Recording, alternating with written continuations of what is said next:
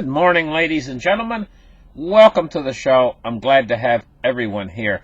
Now, here's the point. Today is Tuesday, May 14th, 2019.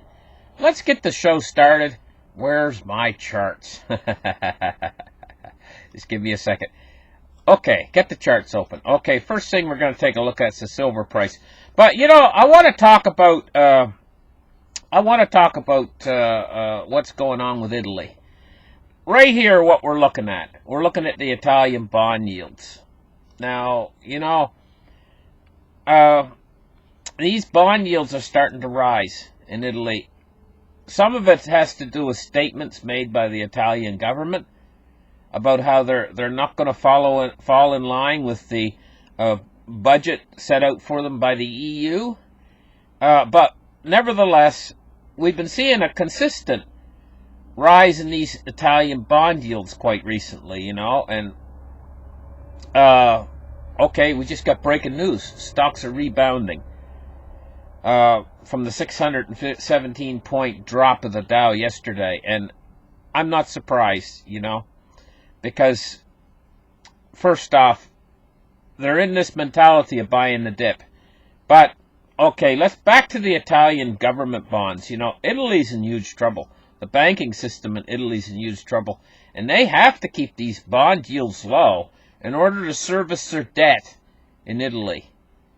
But these bond yields are creeping up anyway. Not creeping up, they're jumping up pretty fast. Look at this. The Italian 6-year is rising almost 5 basis points. The 5-year has risen almost 6 basis points. And the 4-year has risen almost 7 basis points. And the 3-year has risen 7 basis points. These are quite large jumps in yield of the Italian bonds. And the Italian system is totally reliant upon these bond yields. And the reason why is the Italian banking system is being funded because Italy can borrow money at low cost. These bond yields rise. Italy can't borrow. It's basically kind of like, picture the Italian liquidity as water, and it's flowing through a funnel, into Italy. The funnel is these yields. The mouth of the funnel is getting pinched tighter and tighter so that no liquidity will come through, no money will come through into Italy if these bond yields go too high. It's going to pinch Italy off. Now, the next thing we're going to take a look at is Deutsche Bank. Deutsche Bank, this is their performance over the last month. Let's just take a look at this carefully. This is the performance of Deutsche Bank stock, or Deutsche Bank shares.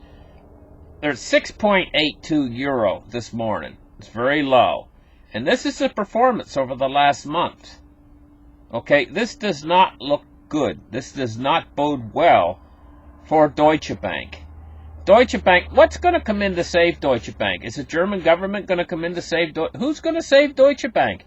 They were absolutely desperate there not long ago to save Deutsche Bank by this merger between Deutsche Bank and Commerzbank. That was a last-ditch attempt to try to save a failing bank, a failing institution. But Deutsche Bank is a too big to fail bank. And so we have this facing the economic situation. We get this occasional buyer who's coming in, chomping up some of the Deutsche Bank stock, raising it up a little bit, getting it up near 7%, and then all of a sudden it falls back off. And it's kind of a sick scenario. It's kind of a sick situation that's going on with Deutsche Bank right now. Now let's move on.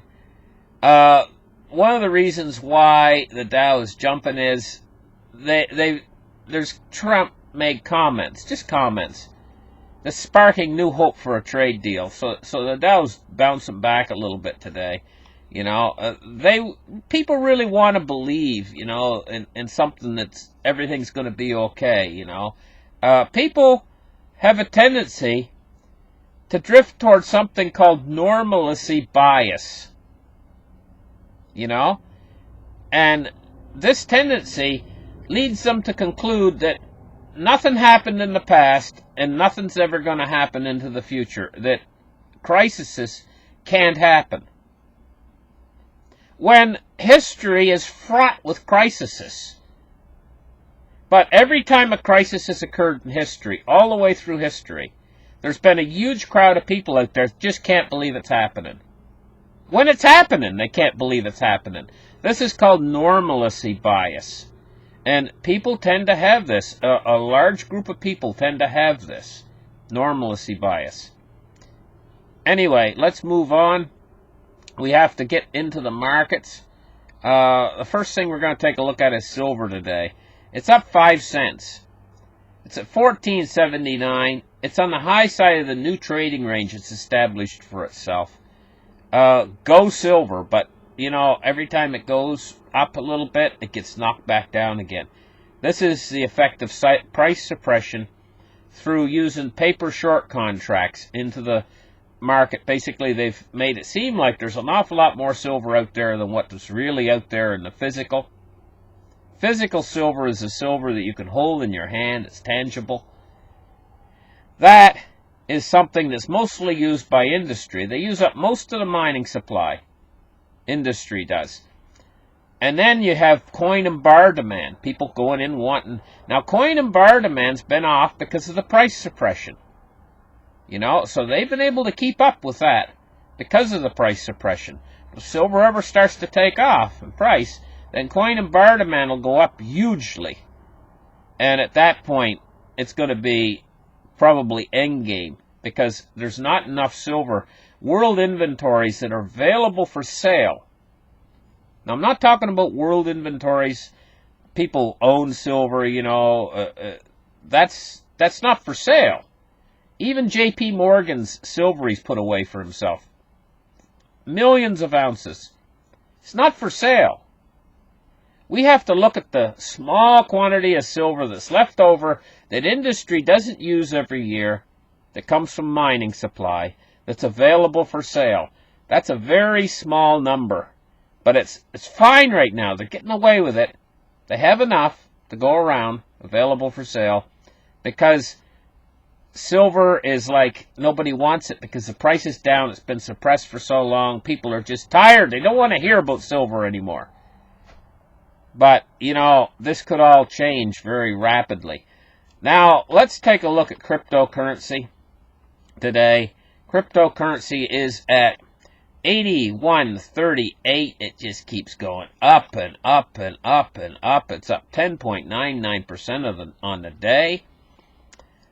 This is a massive rally coming into cryptocurrency. Let me refresh the page. 81.38. I refreshed the page about 10 minutes ago. Let's take a look real quick here. See if it's still going up. Yeah, 81.48. It's up $10 more. Yet, as if it wasn't up enough already. Let's take a look at cryptocurrency market capitalizations. And what we're seeing here is 241 billion. Let me refresh the page real quick. 240.5 billion. So the market cap went down a little bit while Bitcoin went up. This means that Bitcoin is actually strengthening. It's at 60% Bitcoin dominance. That Bitcoin dominance has been rising, where the other coins have not really been keeping up with Bitcoin. Ethereum's at 207.52. XRP's made it to 38.5 cents. Bitcoin Cash is 392.54. Litecoin is $90.70. EOS is $5.88. Binance Coin is 23.68.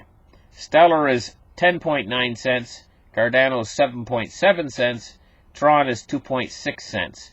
And Monero is $83. And Dash is $140. So there we go. That's the cryptocurrencies. Let's take a look at the Dow. Let me refresh the page. The Dow should be going now. It should be up for about 4 minutes. Started about 4 minutes ago. It's up 120 points on the day so far. You know, we could see that gain wither away as the day goes by, because even though there's all this excitement about a little bit of enthusiasm that there's going to be a trade deal, there's really no trade deal out there right now. And in fact, we've got Iran. You know, there's warships around Iran right now, and we've got sabotage taking place on oil refining facilities with drones, I hear, and also ships being sabotaged. They don't completely, the investigation is still underway, but you know what it reminds me of? This sabotage that they're doing is like school kids throwing firecrackers at a school bus. You know, I mean, it's not really huge. It's like yet, but it could get worse. You know, they could use more powerful methods and stuff, and so it's the conclusion so far is probably got something to do with Iran. You know, this is what's going on. But the area right now, and that area of the world right now, is just a hotbed ready to explode in around the Strait of Hormuz. It's just tremendous amount of firepower in there, compressed in a tiny little area, and those ships have to get through there. Otherwise, you know, if something happened in that Strait of Hormuz, oil prices would absolutely explode, you know, in price. Now, let's take a look at the oil prices today. They're up 67 cents anyway. It's 61.71, you know, and it's probably got a little bit to do with these tensions in that area. I mean, this is just like a elastic band that is stretched to the limit and is ready to snap. That's what it's like right now in that strait where the oil all has to come through there. Let's take a look now at U.S. Treasuries. U.S. Treasuries today, yeah, this is the U.S. Treasury. I almost thought I was looking at Italian bond yields. But the U.S. Treasuries are rising today, but they're rising insignificantly on the long end of the yield curve. The short end of the yield curve is remaining unchanged. Okay, and only the 1 month is falling just ever so slightly. But bonds are really not going a whole lot of anywhere today. But we're looking at an inverted yield curve, and it's starting to extend all the way out to the 30-year. This is a really, really solid, getting to be a more solid inverted yield curve every day that passes. And that's what's happening with that. Now, the Chinese, in this trade war that's going on, one of their moves is they could start selling U.S. Treasuries, in which case we could see these yields start to rise. And this would cause the dollar to fall off, you know. And there's another side effect from this. The Chinese, and when they cash in these Treasuries, would have a whole lot of cash, U.S. cash. What are they going to do with that cash? Where do you put the dollar right now? If you want to invest right now, where do you put the dollar?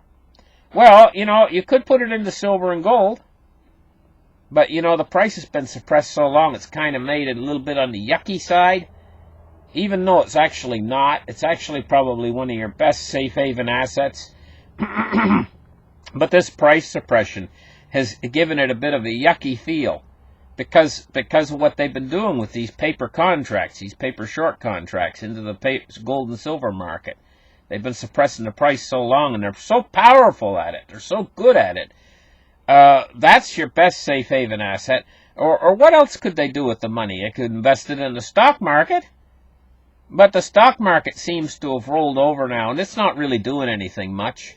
You know, I mean, it fell 600 points yesterday. I mean, okay, you know, they're not going to invest it back in U.S. Treasuries again because they're just taking it out of the U.S. Treasuries. So, you know, Bitcoin's on a tear. I mean, the Chinese could suddenly change their mind and decide to start buying Bitcoin with their newfound wealth from cashing in a whole bunch of U.S. Treasury bonds. They've got $1.13 trillion worth of these U.S. Treasury bonds. China has, but you know, China also has an awful lot of gold, and so does Russia. Now let's take a look at the right here at the U.S. dollar index. 97.47 on the day. And she's up just a tad, you know, but she's staying fairly strong. She's staying around these mid-97 range. She's been doing that lately, the U.S. dollar index. So listen, thank you guys for listening to this market report. Give me a like and a thumbs up, and try to comment. I love reading you guys' comments, on there. I read every one of them, or at least I try to read every comment. And generally, if there's a question on there about anything, I try to answer it. Thank you guys for watching the show. Give me a thumbs up, and we'll catch you on the next show. Bye-bye, guys.